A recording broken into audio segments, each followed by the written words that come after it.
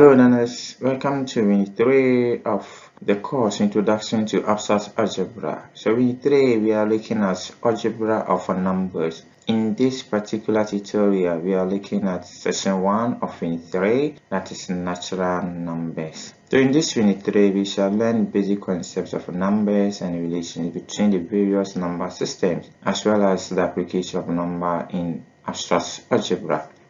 In this section 1, we will give the axioms and constructions for the set P of positive integers and use it to later on prove a number of theorems involving natural numbers. So this unit and this session is very important and very interesting. By the end of this session, you should be able to describe the P-no postulates, prove the P-no axioms, describe the construction of numbers, prove the theorems involving addition and multiplication of natural numbers. Definition: the positive integers P is a set with a map, that is, we are looking at definition of natural number or natural numbers, and we are saying that the positive integer P is a set with a map S mapping from P to P, called the successor map, satisfying first one. There is a natural number 1 such that 1 is not equal to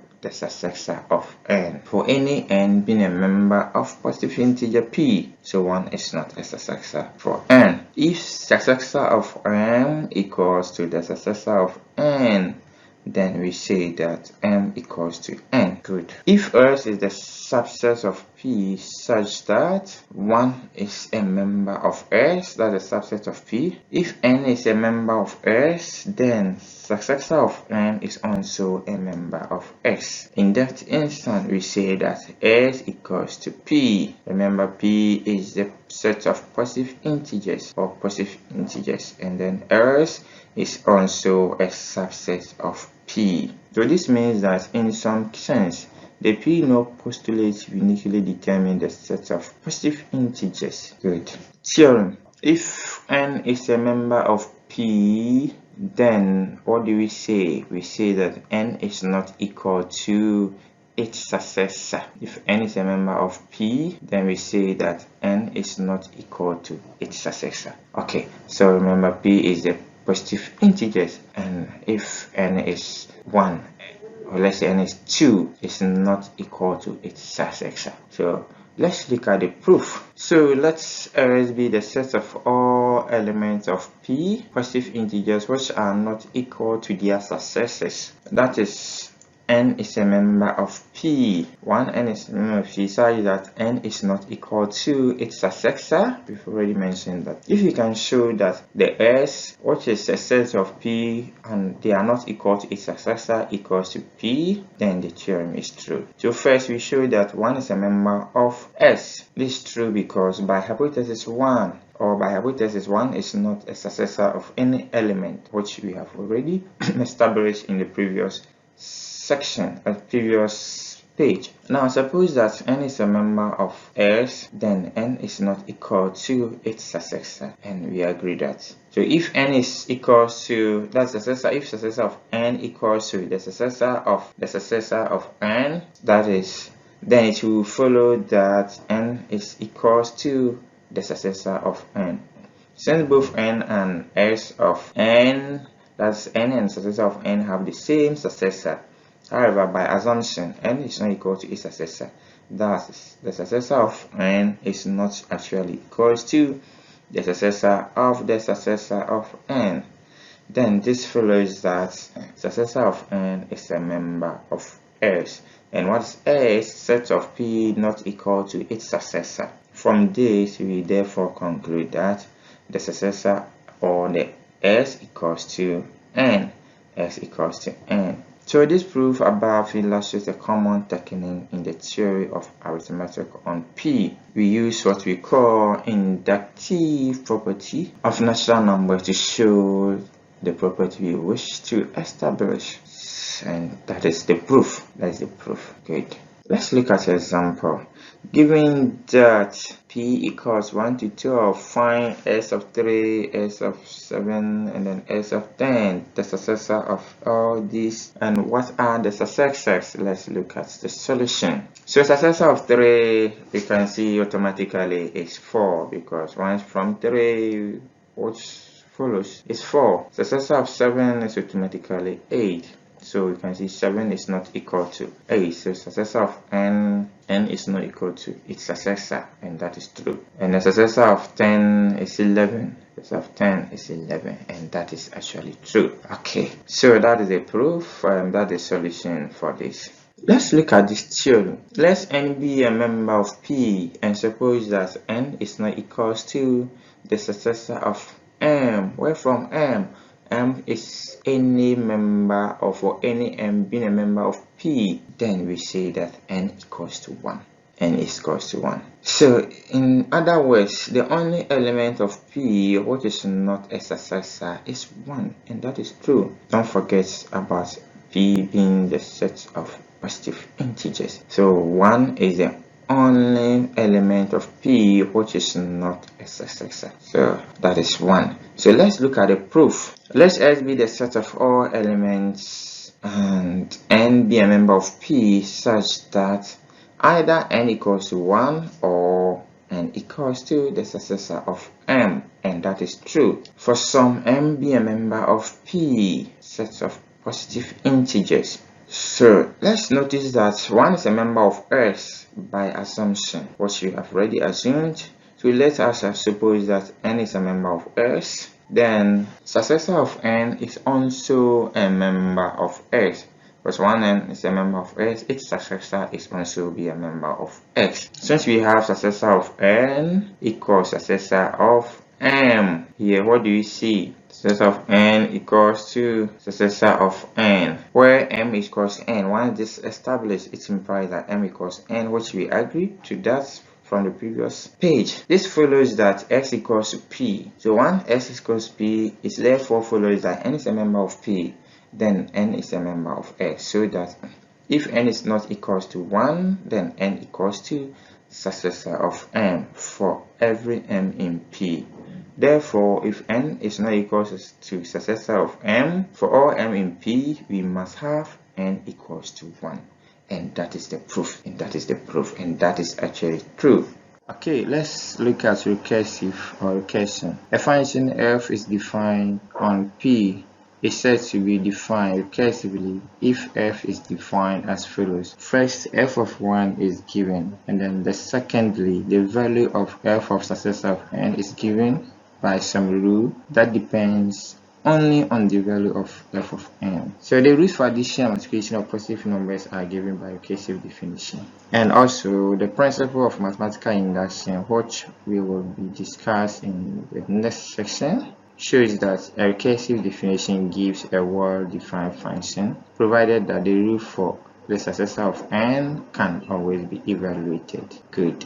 Definition of addition. Addition is a binary operation on set S given by the following rules. M plus 1 equals the successor of m. Also, the m plus the successor of n equals the successor of the sum of m and n. Here, S is the set of all elements of P which are not equal to their successors. So you should note that there can be no conflict between the two rules because one is not a successor. The fact that addition is well defined is an elementary exercise, so I leave this proof for you. Just go and try, and it's so simple. Thank you.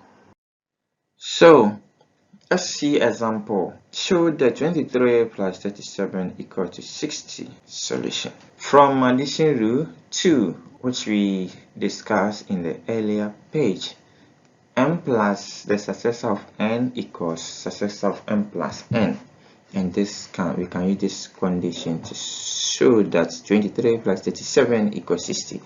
So let m be 23 and n be 36.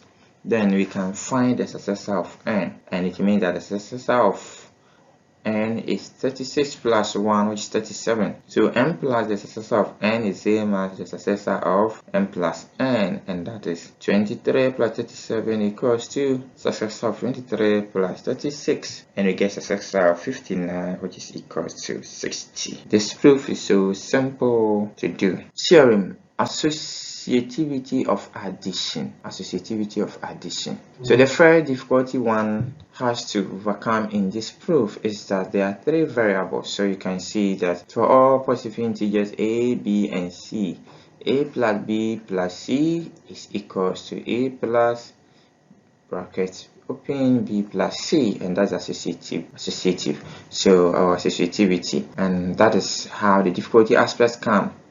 But mathematical induction, which will be discussed in this previous session 2, gives conditions for a subset S of P to be all of P. So in the subsequent session, we look at mathematical induction. So this means that we would show how to reduce our proof to a one variable proof. One way to do this is to imagine that a and b are phase numbers. So once we assume that a and b are phase numbers, then the proof becomes very easy. A and b are phase numbers, then the proof becomes very easy. This a and b. Okay, so that's one way we can assume. And to show that the set S consists of all C, be a member of P, such that this operation hold. Okay, it's all of P. So let's see the proof by assuming that A and B are phased. First, we show that one is a member of S, which are not equal to its successor.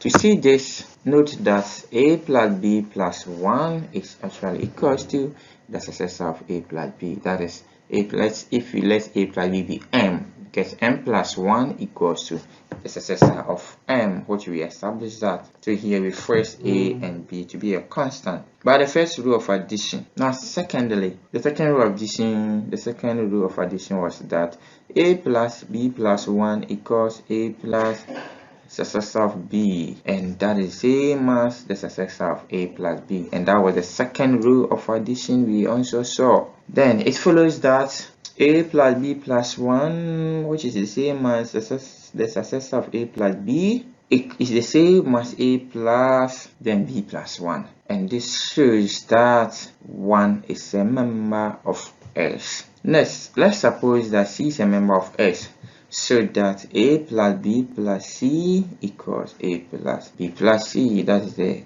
law associativity. Okay, then from here, what can we say? We can say that A plus a successor of C, remember we face A and B to be a constant, it is same as, so here you can imagine A plus B to be a 1 letter if it is M. So M plus the successor of C is the same as S or successor of M plus C, and that is A plus B plus C, which we did that in the previous theorem. And this is the same as the successor of A plus B plus C, and this is the same as the successor of A plus the successor of B plus C, which we agree to that, and eventually the same as A plus B plus the successor of C, which is also true. But this means that the successor of C are members of S. By the inductive principle of natural numbers, they have shown that S equals P, and that is the proof. Okay, so finally we know that although we force A and B to give this property for C, we did not use any properties of A and B. So what we do, we see that the formula for associativity holds for all positive integers A, B, and C. So I'll go through the proof, and then it's very self-explanatory and simple. Show that is an example. 12 plus 13 plus 3 equals to this. We are looking at associativity rule.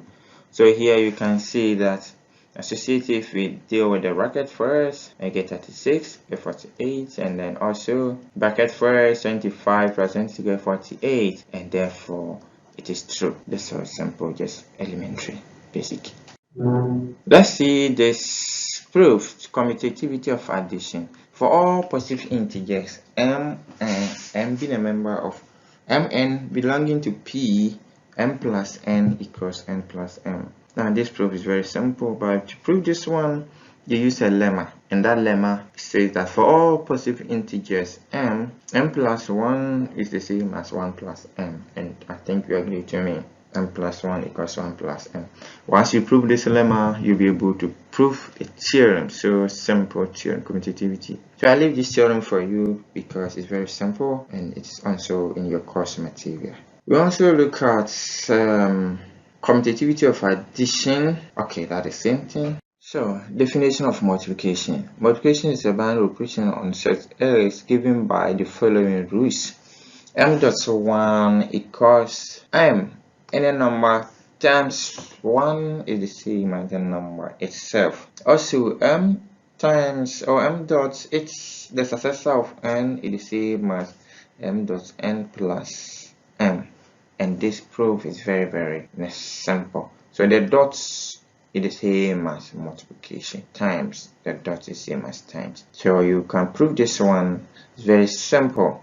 Another theorem for all a, b, and c in P, we have a dot b plus c is the same as a dot b plus a dot c, which is also simple to prove. And then another one for all a, b, and c in P, we have a dot b, a dot bracket open, b dot c equals a dot b bracket close dot c.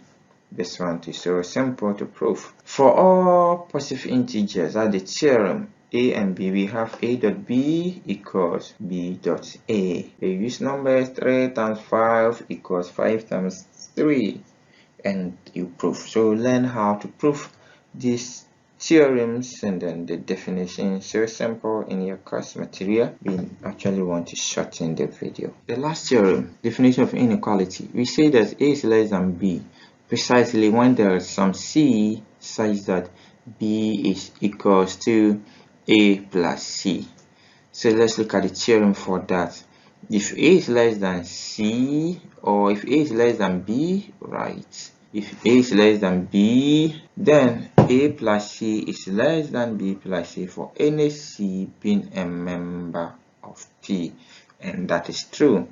So if 3 is less than 4, actually when I make c to be, let's say 2, then 3 plus 2 is less than 4 plus 2, and that is true. That is true. Good. So this example will show that 2 times 30 plus 45 is less than 3 times 30 plus 45, and this is so simple.